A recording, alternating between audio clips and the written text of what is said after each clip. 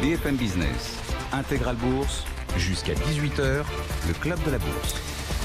Nos invités avec nous jusqu'à 18h ce soir. François Jubin, le président de Wise AM. Bonsoir François. Bonsoir Grégoire. Vincent Lecartier, responsable de l'allocation d'actifs de WeSave, nous accompagne également jusqu'à 18h. Bonsoir et bienvenue Vincent. Bonsoir Grégoire. Et à vos côtés, Alain Dubrul, le directeur de la gestion de Claresco. Bonsoir Alain. Bonsoir Grégoire. Je commence avec vous Alain. Les banques centrales en font trop. C'est pas moi qui le dis, c'est vous. J'ai envoyé à tout le monde un petit mail ce matin. On va parler des banques centrales évidemment. Et vous m'avez tout de suite répondu, elles en font trop. Oui, là vraiment. Alors déjà, on rappelle que la Fed, en décembre dernier, tout le monde pensait qu'ils allaient faire 3 hausses de taux en 2019. Et puis après quelques rétropédalages, on s'est rendu compte qu'il n'y aurait pas de hausse de taux. Et puis ils sont revenus encore à la charge récemment. Et maintenant, l'idée, ce serait, les marchés, certains semblent croire qu'il y aurait jusqu'à 3 baisses de taux cette année. En tout cas, une qui semble des plus probables en juillet prochain. Voilà. Quant à la BCE, il y a encore 6 mois, on pensait que peut-être on commencerait à monter mi-2019. Et puis finalement, c'était fin 2019. Et puis cette semaine, c'est maintenant, on a dit mi-2020. Voilà, c'est ça. Mais ça va encore changer. La Mario Draghi qui part dans 5-6 mois, rappelons-le, donc quelque part, ça n'engage que lui, a dit que quelque part maintenant, que si les situations ne s'amélioraient pas, sachant qu'elle n'est pas dramatique en fait, mais bon, ils étaient prêts à éventuellement envisager de nouvelles mesures d'assouplissement quantitatif. Et donc, du coup, les marchés, déjà, pensent que la BCE pourrait assez prochainement baisser à nouveau de 10 BP, enfin de 10 points de base. Ça va passer de moins 0,40 à moins 0,50 son taux d'intervention. Alors, on peut imaginer que dans le discours de la BCE cette semaine, il y a une forme de ping-pong avec la Fed pour dire si la Fed baisse ses taux, nous, on va pas, en gros, chiche. Et on va en faire autant pour que la monnaie ne se pour que le dollar reste fort. Parce que derrière, c'est ça, c'est le risque de guerre d'échange ou le risque de déstabilisation des devises. On pourrait imaginer que si la Fed en fait beaucoup, peut-être que derrière l'euro pourrait s'apprécier. Et c'est peut-être ça aussi que la BCE veut. En gros, elle veut lutter contre ça. Mais en même temps, il faut voir que nous, on part quand même de beaucoup plus bas en termes de taux absolus que les Américains. Et là, je dis trop. Personnellement, je dis vraiment c'est trop, c'est beaucoup trop, c'est absurde. Mais je comprends, mais fondamentalement, pourquoi vous dites qu'elles en font trop ? Parce que là, elles vont baisser les taux, d'accord, mais ça peut paraître justifié, j'en sais rien. Peut-être qu'ils trouvent des arguments pour le justifier, les banquiers centraux. Si j'étais à leur place, côté américain, il y a le fait que l'économie a été très bonne depuis un certain nombre d'années, que pour l'instant, tous les signaux restent assez corrects, mais il y a quand même l'idée que ça va peut-être finir un jour par ralentir. Donc préparer le marché en disant que maintenant, eux, ils les ont remontés leurs taux. Donc ils peuvent commencer un jour à les baisser. Moi, j'ai l'impression que c'est un peu tôt, un peu prématuré, mais bon, on a quand même un conflit commercial avec la Chine. Là, cette semaine, Trump a aussi dit que son ami Xi, il discutait qu'il pourrait peut-être trouver quelque chose la semaine prochaine. Mais on sent quand même que le conflit ne va pas complètement s'arrêter la semaine prochaine et que même s'il trouve une forme de compromis, il y a un conflit à long terme. Et donc on pourrait comprendre, sachant que la Fed semble plus sensible au discours politique de Trump. Bon, c'est vrai qu'on a aussi changé de président de la Fed depuis décembre dernier. Et donc, quelque part, on pourrait interpréter le discours de la Fed comme une façon de dire je prépare à l'avance des conditions financières plus faciles pour que les États-Unis puissent continuer à lutter avec la Chine. C'est un effort de guerre, quoi. Effort de guerre. C'est un peu préventif. On pourrait dire que pour l'instant, c'est plutôt des mesures préventives, à mon avis un peu prématurées, mais qui font partie de ce bras de fer. Alors, la question qui peut se poser, c'est si jamais les États-Unis et la Chine se réconcilient vraiment, que vont faire les banques centrales ? Est-ce qu'elles vont continuer à être aussi sympathiques ou est-ce qu'elles vont rétro-pédaler ? On verra. À nouveau, ce serait un nouveau rétro-pédalage. Mais le vrai problème de tout ça, c'est les taux. Parce que ces affirmations côté Fed et côté BCE ont propulsé les taux à des nouveaux plus bas, les taux longs notamment, qui posent de vraies questions. Ouais, on est passé sous les 2% sur le 10 ans américain pour la première fois depuis l'élection de Donald Trump en novembre 2016 au cours de cette semaine. Puis on a vu le 10 ans français brièvement, là, sur quelques minutes, quelques heures à peine, passer en territoire négatif. Sur les banques centrales, restons là-dessus quand même. François Jubin chez Wise AM, est-ce qu'elles en font trop ? Est-ce que vous êtes d'accord avec ce que dit Alain Dubrul ? Et puis, maintenant, elles font ce qu'elles ont à faire, en tout cas, et le marché doit en prendre acte. Est-ce que c'est rassurant ou est-ce que c'est inquiétant ? Je ne sais pas si elles en font trop, mais le marché en attend beaucoup en tout cas. Ah oui. Voilà. Et de presque ce qu'on voit, c'est que les attentes en matière de baisse de taux semblent plus importantes du côté des prévisionnistes, en tout cas des taux de marché, que sur les dots, les fameux dots. Donc le marché en attend beaucoup et c'est ça en fait qui nous a propulsé en termes de performance. C'est cette perspective d'avoir une politique monétaire durable probablement accommodante et donc on n'aura pas de hausse de taux en zone euro en 2019 et les États-Unis, tout porte à croire qu'on va plutôt dans le sens d'une réduction de l'écart de taux avec l'Europe. Donc vraiment les marchés en attendent beaucoup. Et quoi, ils risquent d'être déçus? Sans doute. Ah oui, d'accord. Sans doute que. Alors pour l'instant, on va quand même digérer quelque chose qui est assez récent parce que cette accélération, c'est quand même très récent. Et on voit bien que ça commence à se diffuser sur beaucoup de classes actives. Vous dites vous-même que tout le monde, non, tout le monde pas vraiment, parce qu'il y a encore des actifs qui sont en retard sur. Il y a beaucoup de différences dans le marché. Bon, on y reviendra, hein, effectivement. On refera l'analyse un peu quand même du marché. Quelle est la grille de sélection qu'il faut avoir, effectivement. Et tout ne monte pas dans les mêmes proportions, et tout ne monte pas tout court, effectivement. Et le secteur bancaire a eu du mal à monter, par exemple, cette semaine, si on veut chercher effectivement des secteurs ou des actifs en retard. Sur les banques centrales, Vincent, sur quel point vous convergez avec les autres invités? Sur quel point est-ce qu'il peut y avoir débat, selon vous? On converge entièrement sur le fait qu'elles en font trop, mais le point d'interrogation, c'est leur mission, c'est croissance, inflation et, disons pour les marchés émergents, la devise. La croissance, elle a été révisée un petit peu partout en baisse, mais pas de façon drastique. Le vrai sujet, c'est l'inflation pour les banques centrales. Et il y a une énorme divergence entre ce que perçoivent les professionnels, donc à la fois les dirigeants d'entreprise ou les ménages également, oui, c'est ça. Et de l'autre côté, les agents économiques, les enquêtes réalisées sur l'inflation auprès des agents économiques, qui sont relativement stables en fait. Et de l'autre côté, les investisseurs, donc la partie financière, qui, elle, voit un effondrement complet des perspectives d'inflation. Et donc la vraie question, c'est de savoir comment est-ce que vous réconciliez ça? Est-ce que les banques centrales écoutent ou pas les sondages des ménages et des chefs d'entreprise, ou est-ce qu'ils se focalisent exclusivement sur les messages qui sont délivrés par les spécialistes que sont ceux de la finance et marchés, qui peuvent avoir raison, qui peuvent avoir tort.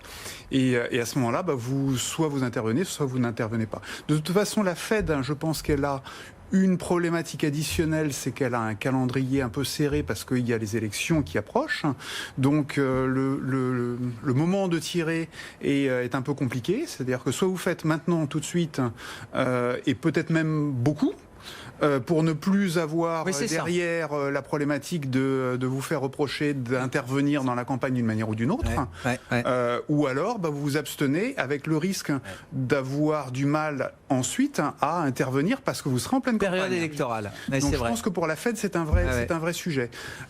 Ensuite vous avez effectivement une forme de... Tant et si bien qu'on attend des baisses de taux qui ne seraient pas juste une baisse de 25 points de base, mais pourquoi pas 50 points de base d'un coup, 0,5 points de pourcentage d'un coup. Exactement. Voilà. Et de toute façon, 0,25 d'une certaine manière, ça ne sert pas à grand-chose si vous voulez vraiment avoir un effet sur la croissance. L'autre remarque que j'aurais, c'est que il y a une forme de convergence entre les politiques monétaires qui sont appliquées par les grandes banques centrales, mais pour autant, il n'y a pas de coordination. Et ça, pour moi, c'est quelque chose qui a énormément changé par rapport à ce qui s'est produit durant le cycle précédent où il fallait intervenir pour lutter contre la crise des subprimes. Là, vous avez des banques centrales qui, chacun de leur côté, et souvent avec des pressions politiques très importantes domestiques, doivent intervenir ou pas. Et effectivement, le change, pour rejoindre le sujet tout à l'heure, le change est pour moi un sujet très important parce que pour la BCE, qui a relativement peu de moyens d'intervention sur les taux d'intérêt en tant que tels, elle pourra faire éventuellement du quantitative easing, mais sur les taux d'intérêt, elle a relativement peu de moyens de frappe. Si la Fed fait beaucoup, on va se retrouver effectivement avec un euro qui va s'apprécier en relatif. Et le problème, c'est que ça veut dire, pour la zone euro, d'importer plutôt de la déflation que de l'inflation. Alors, on est déjà très loin des objectifs. Si en plus la devise commence à devenir un obstacle à l'inflation, ça pose de vraies difficultés de crédibilité ensuite pour la Banque centrale. Avec une couche de complexité supplémentaire pour la BCE, vous le rappeliez tout à l'heure, Alain Dubrul, en disant ça n'engage que Mario Draghi. Oui, il est à 4 mois de la fin de son mandat, c'est le 31 octobre, et effectivement, temps. On sent bien que cette période pourrait être compliquée au moment de la transition et du successeur de Mario Draghi, qu'on ne connaît toujours pas. Le sommet européen qui se tenait hier et aujourd'hui se termine de ce point de vue-là sur un échec. En tout cas, on savait bien que les négociations allaient être compliquées. Il y a un nouveau sommet qui est prévu la semaine prochaine, le 30 juin, pour essayer de finaliser justement cette grande négociation, cette répartition des postes clés de l'Union européenne, dont la Banque centrale européenne. On va juste écouter Emmanuel Macron, là, sur 40-50 secondes. Il s'exprimait tout à l'heure et évidemment, alors, il rendait hommage à Mario Draghi et il s'exprimait également sur Jens Weinmann, l'Allemand, qui est un candidat supposé parmi les candidats pressentis pour remplacer Mario Draghi. Écoutez l'ironie d'Emmanuel Macron quand il évoque cette question de la succession de Mario Draghi. Il fait partie des grands dirigeants de l'Europe des dernières décennies. Mario Draghi, je l'ai souvent dit, c'est une leçon pour tous les dirigeants que nous sommes. On fait beaucoup de communiqués qu'on a oubliés 15 jours après. Lui, un jour d'été 2012, il a dit juste quelques mots, « whatever it takes », et l'action a été immédiate et le souvenir en est encore lumineux. Et donc je suis très heureux, mais très heureux, que les membres qui se sont alors fortement opposés, qui ont fait des recours juridiques contre les décisions de Mario Draghi, contre l'OMT et tous les mécanismes mis en place, se convertissent, peut-être sur le tard, mais se convertissent avec vigueur à cela. Je pense que ça veut dire qu'on a tous du bon en nous et qu'on peut tous s'améliorer. Et donc, j'en tire d'abord et avant tout une leçon d'optimisme pour la nature humaine. Ouais, il fait référence à des propos qui ne sont pas passés inaperçus. Emmanuel Macron, bien sûr, des propos de Jens Weinmann cette semaine, effectivement, qui semblait faire une sorte de mea culpa. C'est un peu compliqué, mais il a été tellement critique contre les instruments mis en place par la Banque centrale européenne qu'il a fini par reconnaître qu'il y a un des instruments qui s'appelle l'OMT, qui est quand même le socle du whatever it takes, qui crédibilise la promesse qu'on fera tout ce qu'il faut pour préserver l'euro. On ne va pas rentrer dans les détails techniques, mais voilà, Jens Weinmann avait été très critique. Il semble endosser désormais ce genre d'instrument. Alors, est-ce que c'est le revirement d'un candidat très politique qui veut succéder à Mario Draghi? Et puis, je reviens à ce que vous disiez tout à l'heure, Alain Dubreuil, ça n'engage que Mario Draghi. Moi, j'ai l'impression que Mario Draghi a verrouillé le chemin pour son successeur. Enfin, que ce soit Weinmann ou un autre, je ne vois pas comment le successeur de Mario Draghi pourrait revenir sur ce qui a été dit cette semaine. Alors sur cette question, plusieurs éléments. D'abord, dans ce qu'a déclaré le président, il faut bien voir qu'on a beaucoup reproché à l'Allemagne dans les années 90 d'avoir fait des taux élevés pour pouvoir, financer la réunification, et ensuite d'avoir maintenu des taux assez... d'avoir fait une politique monétaire de telle sorte qu'elle puisse continuer à exporter beaucoup, quitte à ce qu'un certain nombre de pays d'Europe souffrent de la rigueur. Donc en effet, le whatever it takes ne venait pas de l'Allemagne, elle avait d'ailleurs pas mal râlé à l'époque.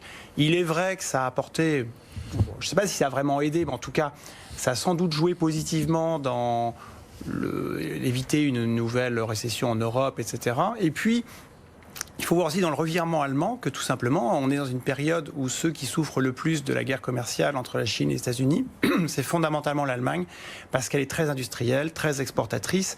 Et du coup, l'Allemagne n'a moins envie qu'avant de sacrifier le reste de l'Europe à ses ambitions internationales. Donc elle a plus besoin de l'Europe aujourd'hui. Et donc, quelque part, si l'Europe est stimulée, c'est plus dans l'intérêt de l'Allemagne que ce n'était avant. Donc ça peut expliquer aussi une attitude plus volontariste. Ouais.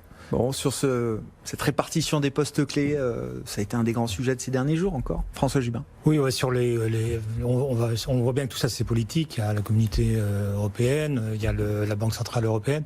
Mais moi, je suis comme Emmanuel Macron. C'est un message d'espoir pour l'homme, parce que finalement, je pense que nos dirigeants, quels qu'ils soient, qui seront à la tête de la Banque centrale européenne, vont être tous derrière ces mêmes objectifs d'assurer la pérennité de l'économie, de la stabilité de l'économie. Et moi, je ne crois pas qu'elles en font trop aujourd'hui. Je pense qu'elles font le travail qui est nécessaire au moment où elles ont l'information. Elles sont aussi capables de modifier leur comportement très rapidement, ce qu'on a vu avec la Réserve fédérale. Et moi, je trouve que c'est quand même intéressant de savoir d'avoir ces banques centrales qui sont là pour proactif, quoi. Le côté proactif. Voilà. Ouais. Je ne vais pas parler à la place de la BCE, mais si quand même. Enfin, je veux dire, si vous avez l'impression que la BCE en fait trop, c'est sans doute parce qu'à côté, il manque une politique politique fiscale et budgétaire coordonnée qui soit la deuxième jambe finalement sur laquelle l'économie puisse se reposer. Exactement. Politique monétaire et politique budgétaire. Enfin, ils le disent tous les jours, les banquiers centraux. Et puis on a quand même une vague structurelle depuis maintenant plus d'une décennie sur tout ce qui est numérisation de l'économie, qui fait que aujourd'hui on n'a plus d'inflation, on a des coûts de production qui sont extrêmement bien tenus, et je vois pas aujourd'hui les anciennes recettes, en fait les problématiques d'inflation avec revenir. C'est parce que Weidmann en 2012, le QI, ça va déclencher de l'hyperinflation. Enfin, je veux dire, grosso modo, c'était quand même un peu le discours qu'il tenait à l'époque. Plus de 5 ans après, il a été largement démenti. Voilà, et même aux États-Unis où en fait on a quand même des taux de chômage qui sont très très faibles, et on voit bien que les coûts salariaux sont quand même tenus. Ouais. Vincent Lecartier, c'est si important que ça, le nom du successeur de Mario Draghi, ou est-ce que non, c'est une institution avant tout et qui fonctionne comme une institution de manière plus ou moins collégiale? Les deux, mon général. C'est-à-dire que évidemment, vous êtes le porte-parole, et vous êtes un porte-parole particulier parce que vous avez quand même une véritable influence sur les autres membres. Donc c'est ce choix de la personne qui sera à la tête de la BCE est évidemment éminemment important. Mais pour autant, vous avez derrière une équipe, une structure. Et je trouve que le système de nomination des dirigeants de la BCE me semble un peu moins, je dirais, flexible, politisé que celui de la Fed, par exemple. Ouais. Donc j'ai l'impression qu'il y a quand même une forme de professionnalisation plus forte, d'une certaine manière, de la BCE. D'accord, mais là on est en train de savoir. La nationalité du président ou de la présidente de la Commission européenne déterminera la nationalité. Enfin, c'est quand même des critères qui sont pas forcément les plus Je pense pas que ça soit optimum. la nationalité. Je pense pas que ça soit la nationalité. Je pense que c'est avant tout une question de 2 ou 3 postes importants, mais ça n'est pas forcément une question de nationalité. C'est plus une question de type de politique monétaire que vous avez l'intention de pratiquer ou pour lesquels vous avez manifesté déjà une certaine sympathie. D'accord. Donc dans ce cas-là, Weidmann, ce serait... Alors pour le coup, il faudrait le prendre comme un vrai signal de réorientation éventuelle de la politique monétaire, si je vous suis, Vincent. Réorientation de politique beaucoup plus dure, beaucoup plus orthodoxe a priori, puisque c'est quand même sa position historique. Donc pour moi, ça voudrait dire aller à l'encontre de la tendance qui est en train plutôt de se manifester dans le monde. Donc pour moi, ça voudrait dire faire d'une certaine manière avoir le risque de faire une nouvelle erreur à la Trichet en 2008, c'est-à-dire une nouvelle hausse de taux alors que tout le monde baisse. Voilà. Pour moi, c'est un peu ce type de problématique. Donc je pense que c'est pour ça qu'il est probablement éliminé en tant que candidat probable. Je pense que Draghi... Et pour vous, d'ores et déjà, il n'y aura pas Weidmann à la tête de la BCE. Pour moi, Draghi, par son message, réussit à faire passer l'idée que, de toute façon, il faut que ça soit une politique accommodante qui vienne de nouveau suivre son... Et le mea culpa, c'est trop tard, alors? Je pense que c'est trop tard. Je pense que c'est trop tard, oui. Bon. Encore un mot rapide ou Alain, et puis on marque une pause. C'est une façon de justifier le fait qu'en fait, le camp des colombes est plutôt dominant. Même si on dit si même les Allemands qui pourraient être éventuellement plus durs commencent à s'adoucir, ça veut dire que quel que soit le président, il y a peu de chances qu'on change vraiment de politique. En tout cas, les politiciens qui vont les nommer sont tous un peu lâchement, il faut le dire, mais d'accord pour continuer comme avant.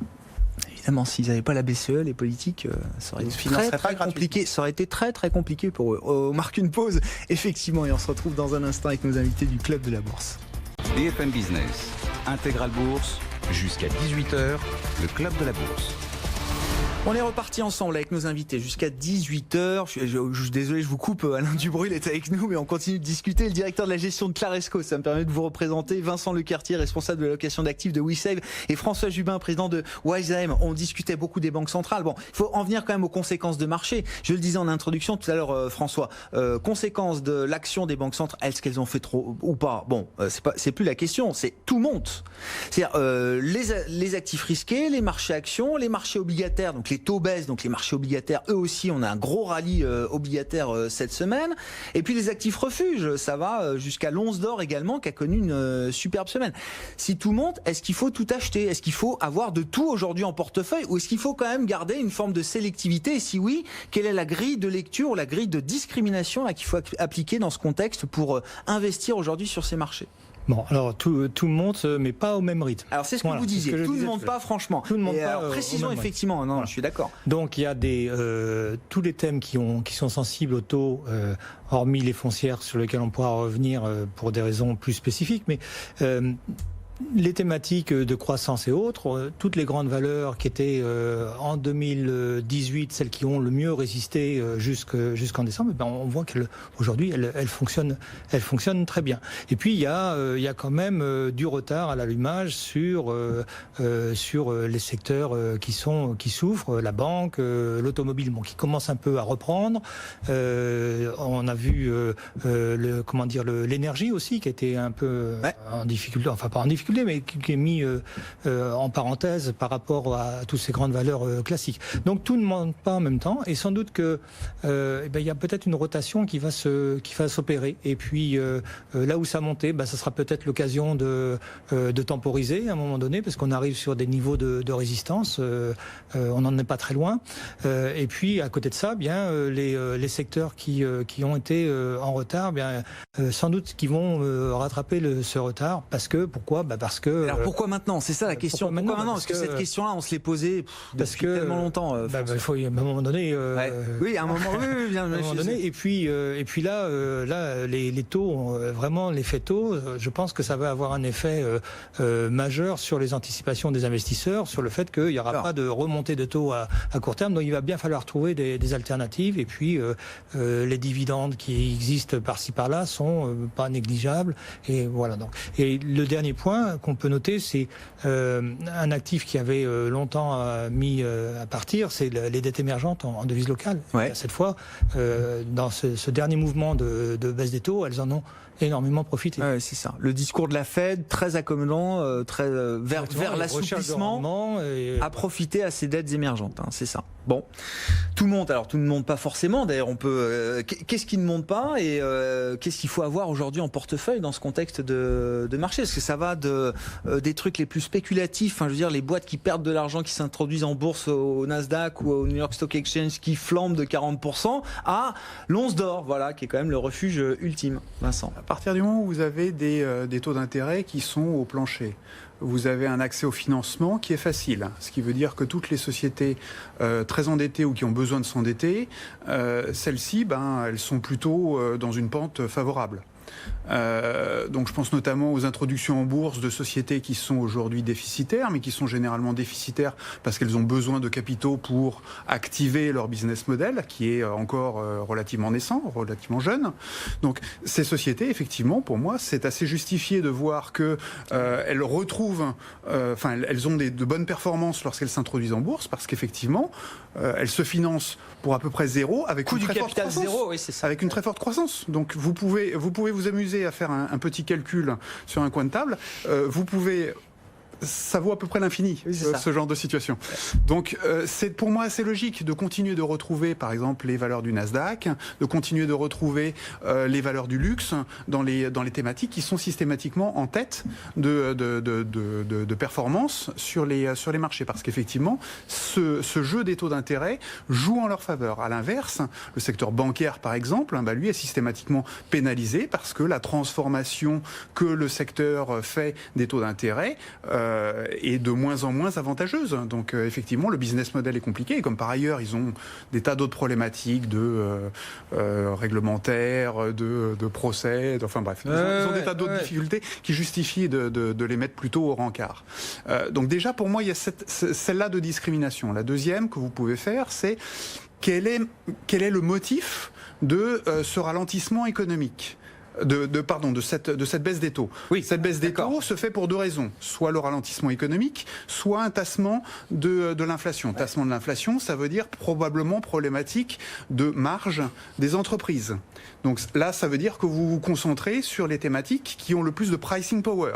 Donc là aussi, vous avez à ce moment-là une grille de lecture sur les marchés qui est assez facile. La deuxième version, c'est la version je baisse les taux pour lutter contre un ralentissement économique. À ce moment-là, vous mettez à l'écart toutes les thématiques cycliques. Et vous allez plutôt sur les valeurs de croissance, parce que celle-là, vous vous dites, dans une phase de décroissance, il vaut mieux que j'aille sur la croissance.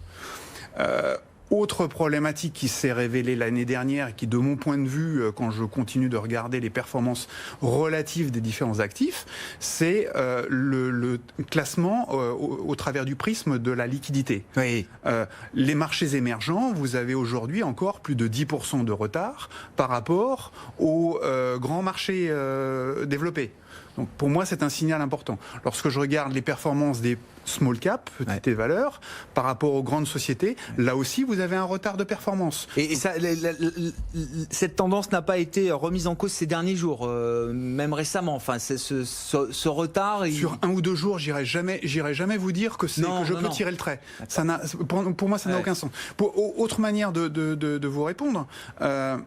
les souscriptions se manifestent sur les marchés actions américains. On continue d'avoir de la décollecte sur les marchés d'actions européens. Donc, on continue de faire de la performance. Très bien. Ça reste des phénomènes d'accompagnement, d'arbitrage qui font que lorsqu'on performe de 5% d'un côté, on va performer de 4,5% de l'autre. Donc, il y a des arbitragistes qui vont vous accompagner les performances des différents indices. Mais la réalité, c'est que la zone euro continue de faire l'objet de dégagements systématiques parce qu'il y a énormément de problématiques qui inquiètent les investisseurs internationaux.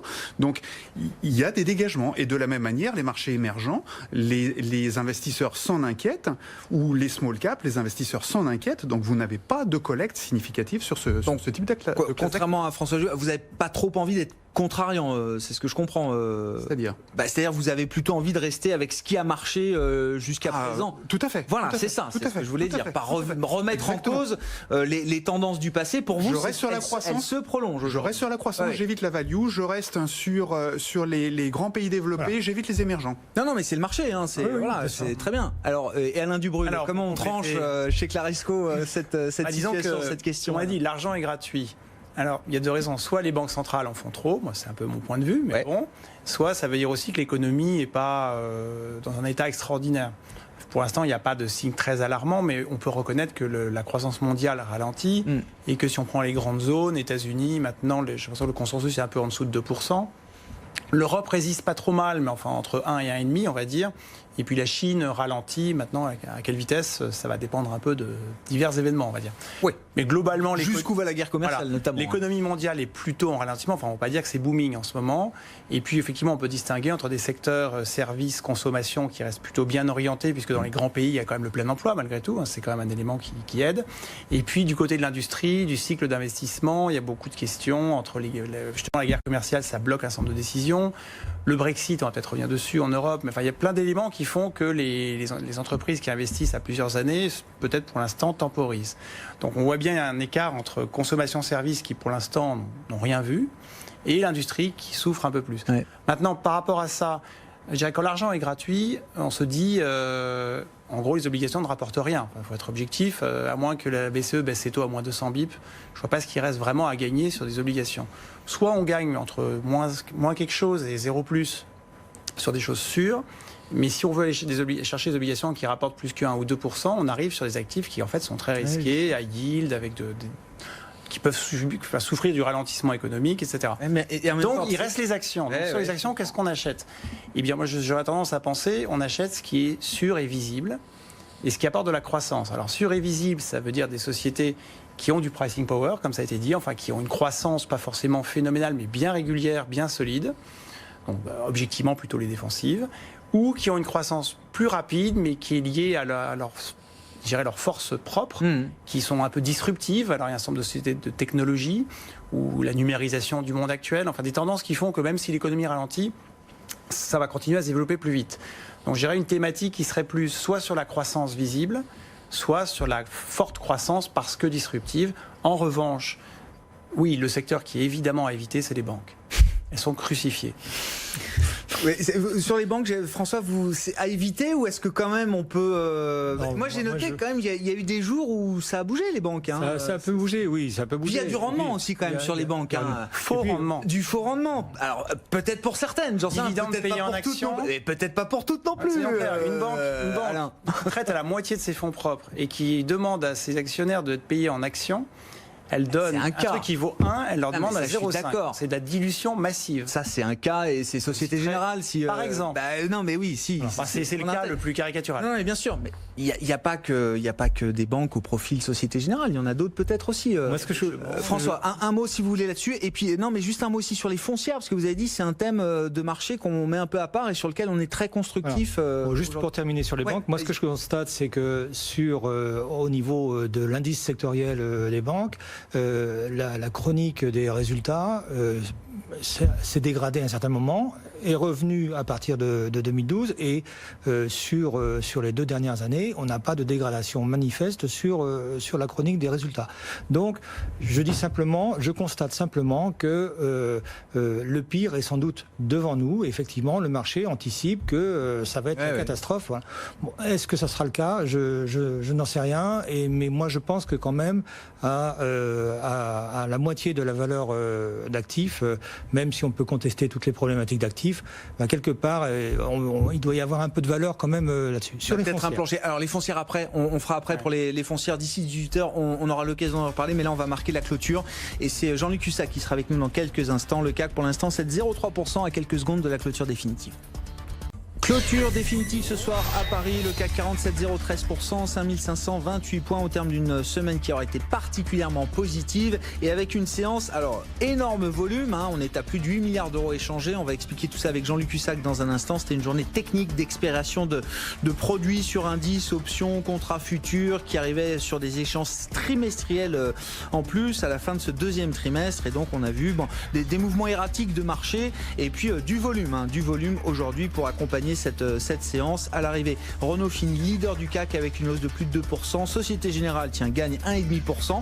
Air Liquide progresse de 1,4%. Et puis à l'inverse, on a Publicis qui cède 3% ce soir. Dassault Systèmes en baisse de 2,5%. Et Vinci qui recule d'1,8%. L'euro-dollar remonté jusqu'à plus de 1,13 au terme de cette semaine marquée par les banques centrales. C'est le dollar qui a quand même baissé depuis le discours de Jérôme Powell. Il faut le noter avant-hier.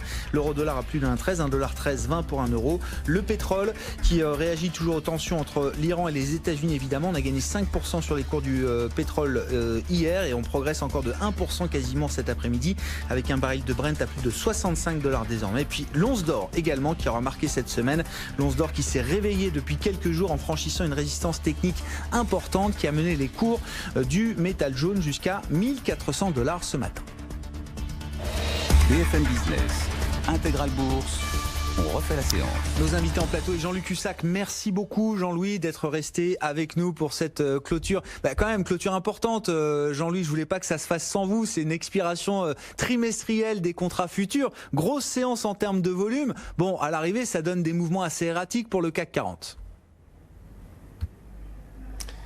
Oui, une semaine vraiment avec beaucoup d'événements, les banques centrales, et puis après donc la détente, et puis après les tensions entre les États-Unis et l'Iran, des gérants extrêmement méfiants depuis des mois, donc c'est pas avec la visibilité qu'ils ont aujourd'hui qu'ils vont prendre des initiatives, en tout cas plus que ce qu'ils ont fait depuis quelque temps. Donc les forces techniques sont de plus en plus impactantes et on a eu mardi, le problème, il est qu'il suffit d'un catalyseur. Alors là, c'était Draghi le matin, là, tout le monde l'attendait pour 16h, il a parlé le matin.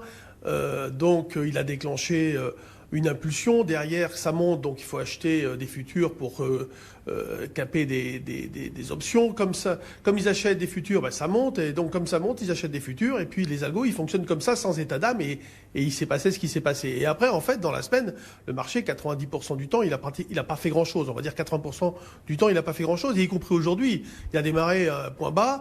Il a fait un point haut record. Et avec les dividendes, on a fait un plus haut de l'année, il faut en tenir compte, c'est-à-dire comparé aujourd'hui avec, on va dire, le mois d'avril, mai.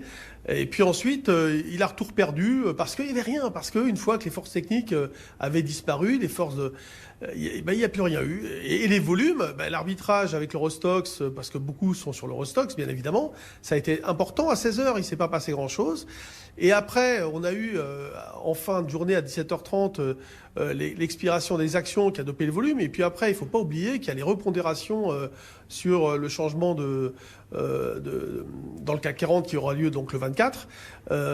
Et ça, c'est pris en compte également. Alors, bon, on a un marché qui n'envoie pas beaucoup de messages.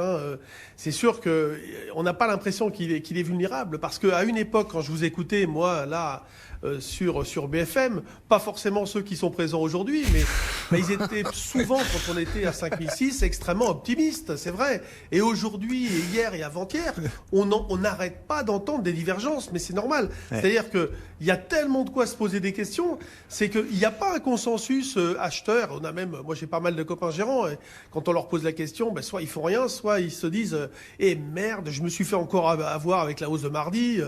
Bah oui, qu'est-ce que voulez-vous, c'est pas facile. Donc il y a beaucoup d'acteurs qui ne font quasi rien, qui ajustent à la marge, etc. Bon, la semaine, on a LVMH, c'est ce qui est au plus haut qui est au plus haut. LVMH a gagné 4%, ça fait 0,4 à peu près, enfin 0,30 et quelques d'impact sur l'indice CAC 40. Total a gagné 4%, ça fait encore 0,4.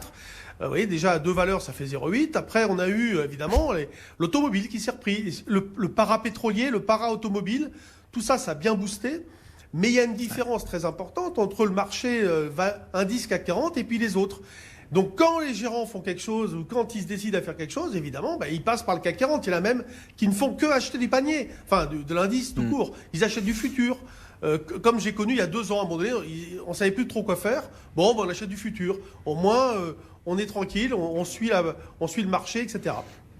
Donc, je crains une chose, c'est que lundi, les volumes soient réduits à nouveau anémiques, vraiment à rien. Je m'attends à un lundi. Ah oui. Alors, à moins que les USA tapent sur l'Iran. Oui, on verra. Il peut se passer des choses, effectivement. Ça va pas se faire comme ça. Mais... au cours du week-end. Non, mais bon. Ça m'étonnerait quand même. Ouais. Bon, lundi, ça peut être chaud avec ça. Mais sinon, lundi, il va rien y avoir. Rien. Bon, donc du coup, on vient pas lundi alors, Jean-Louis. on prolonge le week-end. Tu peux pas partir en vacances, Greg. Moi, je serai pas là lundi, j'avoue. Mais il y aura quelqu'un pour tenir la boutique, hein, vous savez. Personne n'est irremplaçable, Jean-Louis. Jean-Louis Cussac avec nous régulièrement depuis tellement longtemps sur BFM Business. Chez Perceval Finance Conseil, le CAC, moins 0,13% ce soir à l'arrivée, 5528 points, volume de plus de 8 milliards d'euros. On vous a bien expliqué effectivement l'enjeu technique, la logique technique qui animait cette séance aujourd'hui. Si, un petit mot quand même au passage, peut-être, messieurs, Alain Dubrul, Claresco ou Vincent Lecartier, Wissey, François Jubin, Wiseheim, sur le pétrole et sur l'Iran, oui, effectivement. Enfin, bon, c'est des sujets que les marchés détestent, hein, la géopolitique, mais quand même, là, ça a des répercussions sur les cours du pétrole, Alain. Disons que le pétrole, globalement, depuis un mois et demi à peu près, a pas mal baissé. Sans doute sur l'idée que les stocks étaient un petit peu en hausse, que tous ces éléments de ralentissement de l'économie pourraient peser sur la demande. Pourtant, du côté de l'offre, on ne peut pas dire qu'il y a eu de vrais changements. Donc évidemment, dès qu'il y a une tension avec l'Iran, sachant qu'il y a à peu près 15% du pétrole qui passe par le détroit d'Ormuz, c'est-à-dire à peu près 15 millions de barils sur 100, c'est déjà beaucoup. Et donc forcément, ça entraîne un petit rebond technique qui a d'ailleurs aidé les valeurs pétrolières. Ça, c'est assez classique. Dans le passé, il y avait des problèmes en Libye, ça avait aidé aussi le prix du pétrole. Bon, ce qu'il faut voir, c'est que sur le prix du pétrole, en théorie, si l'économie ralentit, il devrait être un petit peu sous pression. Ouais. Mais il semble qu'à court terme, il y a un certain nombre de facteurs techniques sur l'offre qui fait que l'été pourrait éventuellement être un peu plus tendu sur ces prix-là. Mais plus généralement, il faut quand même voir que, en ce qui concerne les matières premières, on ne peut pas dire que pour l'instant, elles soient sur des prix de récession. Enfin, le minerai de fer est à plus de $110. Il y a des facteurs particuliers. Intéressant ça. Ouais, parce que le pétrole c'est très géopolitique, mais sur le reste, les métaux, vous dites non, le minerai de fer, il y a un problème assez particulier parce qu'il y a un barrage qui a eu des problèmes au début de l'année au Brésil, et puis là, Rio Tinto vient d'annoncer qu'à cause des cyclones, enfin bref, ils allaient produire 5% de moins de fer cette année dans un contexte très tendu. Ça pèse, mais ça veut dire aussi que la Chine continue quand même à en importer, parce que sinon on ne serait pas à ces prix-là. Donc le marché des matières premières aujourd'hui, il y a un petit décalage entre les matières premières qui sont plutôt assez solides et un marché de taux qui... Mais c'est ça, les gens qu'on est en récession. On parlait tout à l'heure, effectivement. On est dans un monde un peu particulier. Ouais, je comprends. Ouais. Bon, il y a un petit mot à dire sur les matières premières, l'Iran, les États-Unis, non, François, oui. Sur le pétrole, le côté, rien de plus original que ce qui a été dit, hein, parce qu'effectivement, le côté cyclique a sans doute pesé sur la dynamique.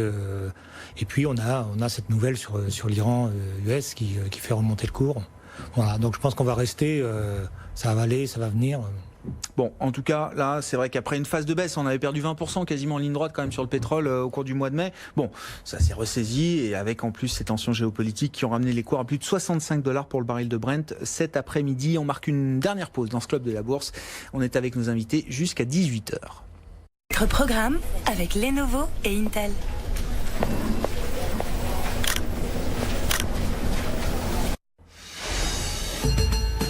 Je vous redonne au passage la clôture, moins 0,13% pour le CAC ce soir, 5528 points, des volumes importants avec cette dernière séance du trimestre, expiration de produits dérivés qui arrivaient à échéance aujourd'hui, l'échéance trimestrielle comme on l'appelle, sur différents produits, sur indices, contrats futurs notamment, sur le CAC 40, l'échéance avait lieu tout à l'heure à 16h, on traite donc désormais le futur juillet sur le CAC 40, l'indice parisien lui termine à plus de 5500 points, 5528 points, Renault en tête, plus 2%, à l'inverse, Publicis signe la plus forte baisse du CAC, moins 3%. Et puis on parlait du pétrole, je vous le disais, à plus de $65 le baril cet après-midi, le baril de Brent, et l'euro-dollar qui est remonté. Le dollar s'est quand même un petit peu effrité depuis le discours de Jérôme Powell. L'euro-dollar remonté jusqu'à 1,1325 actuellement. Business, Intégral Bourse, jusqu'à 18h, le club de la bourse. Dernier quart d'heure du club de la bourse avec nos invités. Vincent Lecartier, responsable de l'allocation d'actifs de WeSave, Alain Dubreuil, directeur de la gestion de Claresco, et François Jubin, le président de WiseAM. Il faut qu'on parle effectivement de cet aspect de liquidité, le facteur de liquidité dans les investissements. Alors on en parle au moment où effectivement on voit le titre Natixis qui souffre en bourse. Je raconte rapidement l'histoire quand même, il faut le faire. Natixis perdait plus de 12% hier, le titre a encore baissé de 3-4% peut-être cet après-midi. Non, il s'est ressaisi en fin de séance, je vous redonnerai la clôture, mais on était quand même encore sur une poursuite de la baisse pour le titre Natixis cet après-midi.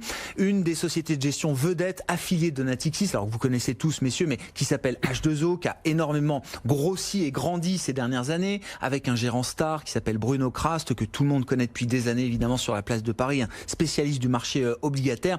Gros article du Financial Times en début de semaine qui met en doute ou questionne en tout cas la qualité de certains actifs détenus à travers des fonds de H2O. Est-ce que ce sont des actifs appropriés, en lien en plus avec un homme d'affaires allemand qui est un peu sulfureux visiblement, enfin plus que visiblement. Et puis la question tout de suite se pose de la liquidité de ces actifs. C'est une part infime des positions de H2O. La société a communiqué, essaye de rassurer évidemment ses investisseurs et ses clients. Il n'y a pas de problème de liquidité.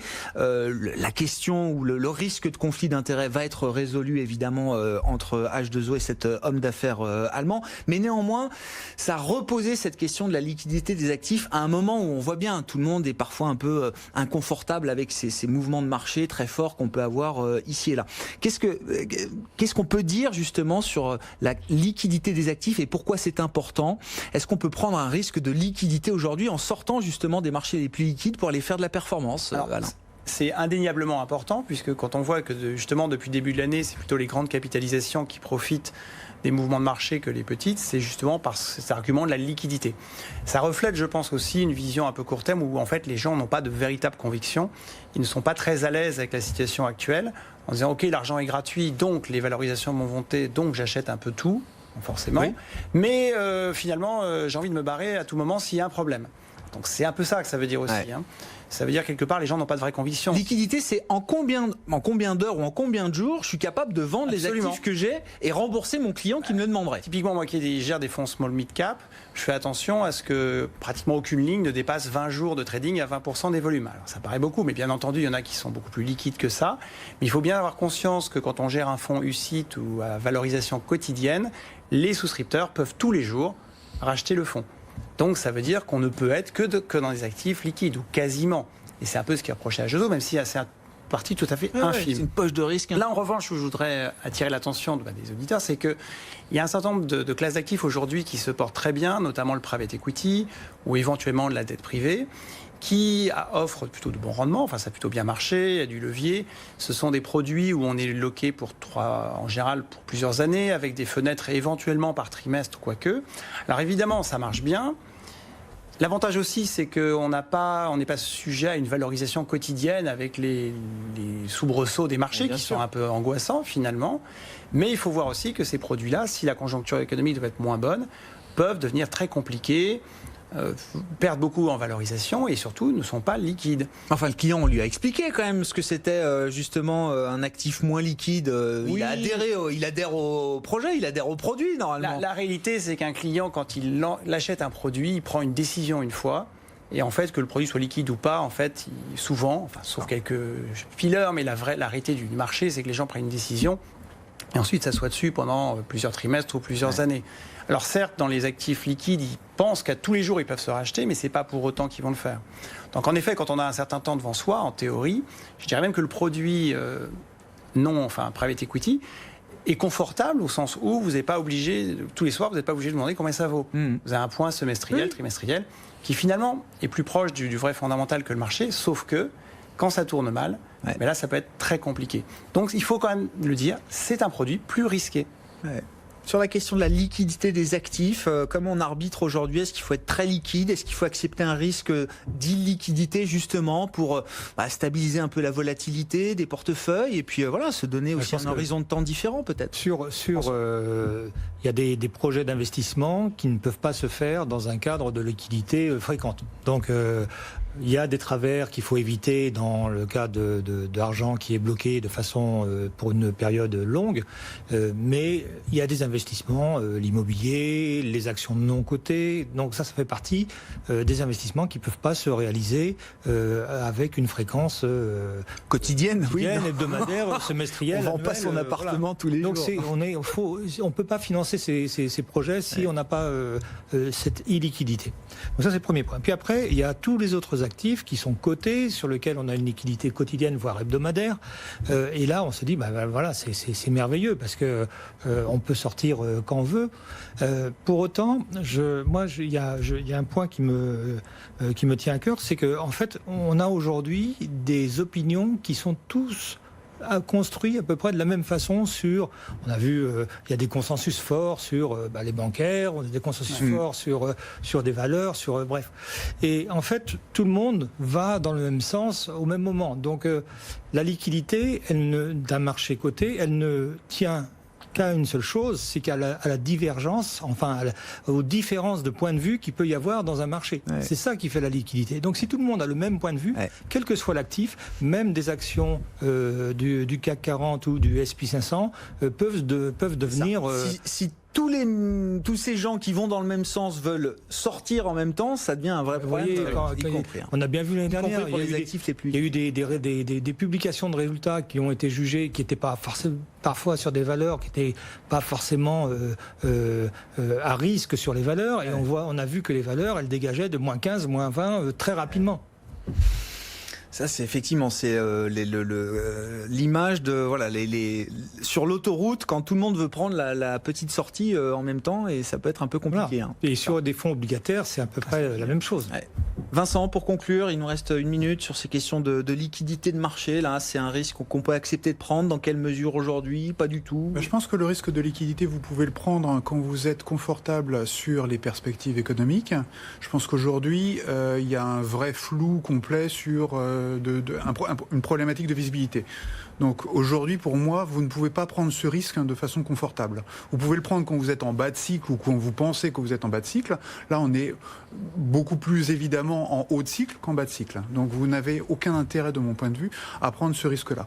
La question du non-coté, moi ce que je constate, c'est qu'il y a eu énormément de promotions de véhicules effectivement non cotés depuis l'année dernière, parce que beaucoup d'établissements ont souffert, ont sous-performé par rapport soit à leurs confrères, soit par rapport à leurs indices de référence, et que effectivement ça permet d'une certaine manière de limiter la volatilité du portefeuille et de dire on est sur du long terme, vous inquiétez pas, on est dans une perspective d'investissement qui correspond à votre projet. Moi, je pense qu'effectivement, dans ce type de circonstances, il vaut mieux se méfier, rester sur des actifs liquides, supporter éventuellement, ponctuellement, des trous d'air, comme on a pu l'avoir, par exemple, avec le Nasdaq il y a 1 an et demi, en février, il y a 1 an et demi, où effectivement, vous avez un trou d'air ultra violent, alors même que c'est un actif ultra liquide. Ouais. Donc voilà, supporter ce genre de trou d'air ponctuel, mais se dire que de toute façon, ça reste des problématiques de liquidité éphémères. Il y a d'autres actifs pour lesquels vous savez que c'est quelque chose de structurel. Oui, c'est ça. Du high yield, des small cap, les émergents. Vous savez que ce type d'actifs, il faut être prudent dans les pondérations que vous pouvez en avoir aujourd'hui. Merci beaucoup messieurs, on s'arrête là pour ce soir. Merci d'avoir été avec nous les invités du Club de la Bourse, Vincent Lecartier, WeSave, Alain Dubrul, Claresco et François Jubin, Wise AM qui était avec nous ce soir. Je vous rappelle la clôture du CAC, moins 0,13% ce soir, 5528 points, mais gardez en tête quand même que la semaine a été ultra positive pour un grand nombre de classes d'actifs et notamment les marchés actions qui ont dû progresser de l'ordre de 3% en Europe. Séance légèrement positive pour l'instant en cours à New York. Très bon début de soirée sur BFM Business, bon week-end. Intégral Bourse revient lundi dès 15h30. BFM Business, Intégral Bourse, jusqu'à 18h, la bourse en temps réel.